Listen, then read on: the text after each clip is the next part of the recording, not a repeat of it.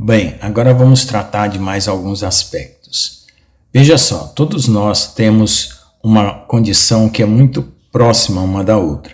Às vezes acontece de você não ter um pai que te eduque, não ter uma família, nascer numa favela, ou talvez nascer em um lugar até privilegiado.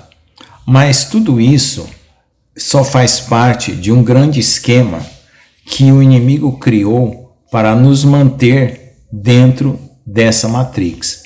O que vai fazer a diferença é quando Deus olha para a sua vida e com essa situação que você está vivendo, seja na favela, seja num lugar abastado, Ele se compadece da sua vida e te dá a graça dele. E é nesse momento que acontece uma mudança.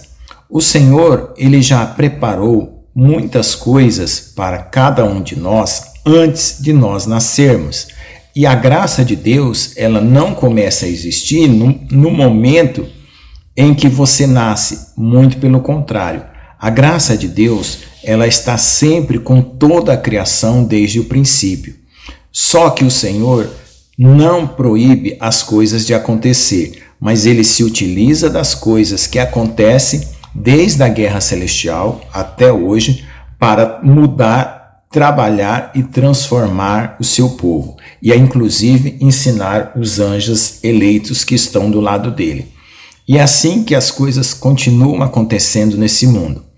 Quando uma pessoa é levada para Jesus porque ela creu em Jesus, o Pai já estava trabalhando na história dele. E quando o Pai estava trabalhando na história dele, o Pai, que é Deus, que conhece todas as coisas, antes da fundação do mundo, Ele já estava interferindo na história, mesmo que as coisas estavam acontecendo de forma errada na sua vida, na sua perspectiva. Porém, o errado para você é aquela quebra que Deus está fazendo para que um dia você venha despertar. É por isso que pessoas que são muito certinhas, que dá tudo certo, elas têm dificuldade de quebrar a situação a qual elas estão envolvidas no sistema e romper contra esse sistema. E aquelas pessoas em que a vida dá errado para elas, elas conseguem romper melhor porque elas se tornam críticas. Elas não aproveitam o sistema como se fosse uma condição que não pudesse mais ser alterada, uma condição eterna. Ou seja, elas não aceitam a vida como ela é. Elas acreditam que a vida tem algo errado. E se tem algo errado, tem algo a mais. E se tem algo a mais, elas começam a se questionar.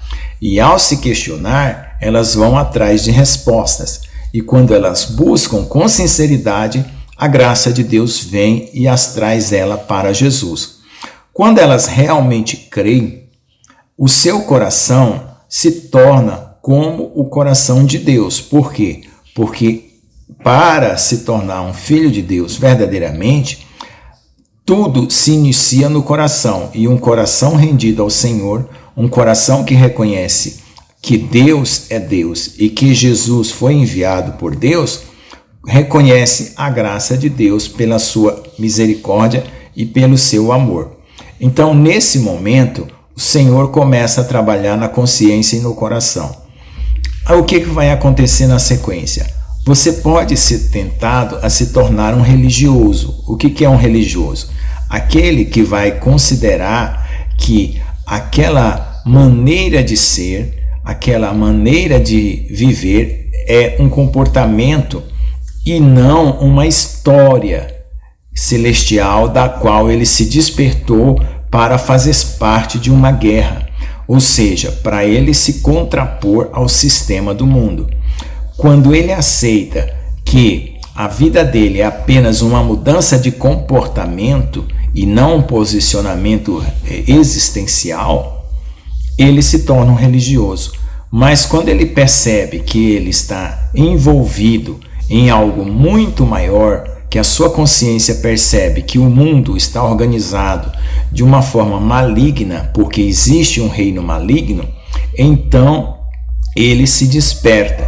E nesse momento que ele puder encontrar na Bíblia a origem da criação e todas as coisas que trouxeram nós para essa existência material, ele começa a entender que o reino deste mundo está sendo governado por um espírito maligno.